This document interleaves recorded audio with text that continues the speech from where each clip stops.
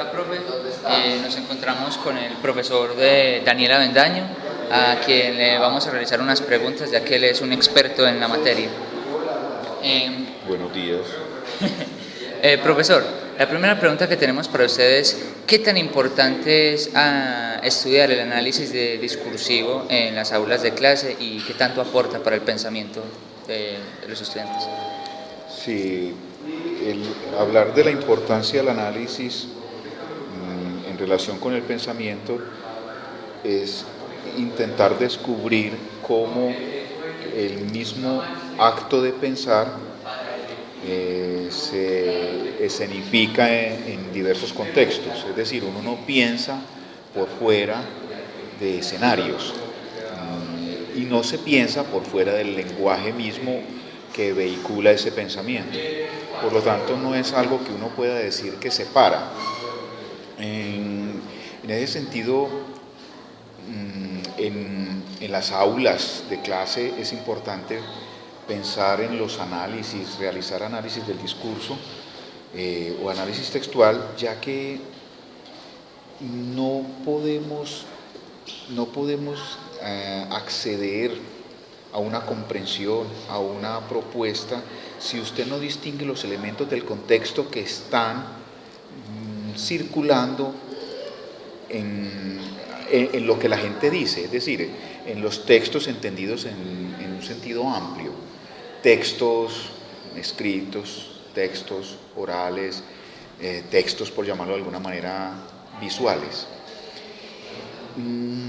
No es tampoco que pueda decirse que hay unos cursos para analizar y otros que no analizan.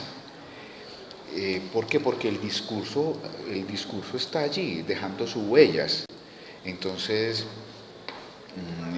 cualquier temática, cualquier textualidad es propicia para ejercer el pensamiento, es decir, tomar distancia, identificar qué se dice en lo que se dice, no necesariamente como algo oculto, sino que algo que está pasando, pues, digamos, por el plano de lo implícito. Porque incluso en la comprensión, cuando a mí se me enseña comprensión de lectura, no solo se me enseña a comprender, sino que en algunas ocasiones el discurso puede estar pidiéndome obediencia a lo comprendido. Entonces ya al tomar distancia con elementos del análisis textual y discursivo podría decir que estoy pensando, que estoy haciendo un pensamiento crítico.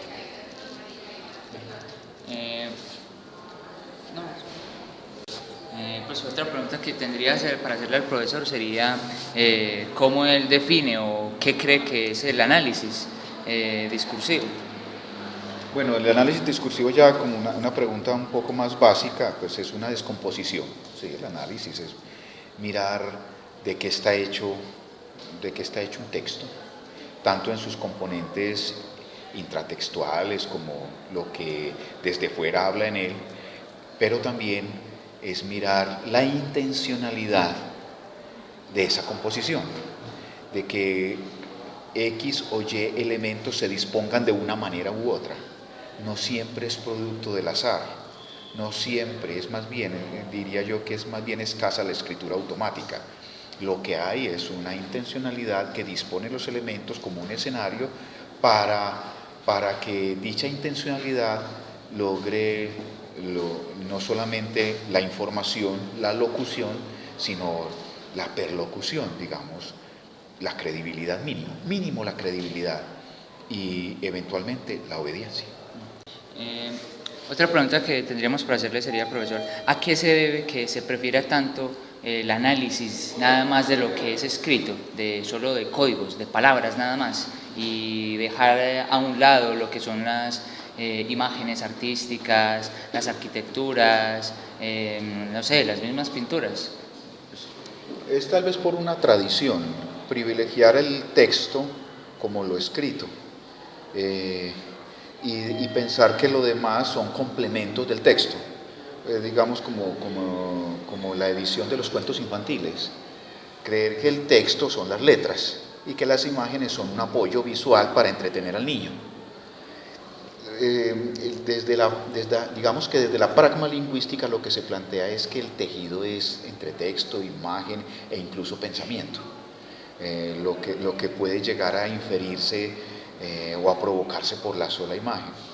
El texto pasa por la manera como se viste a los personajes de los cuentos de los niños, como están pintados sus vestidos, los escenarios o bosques o castillos o cómo los representan.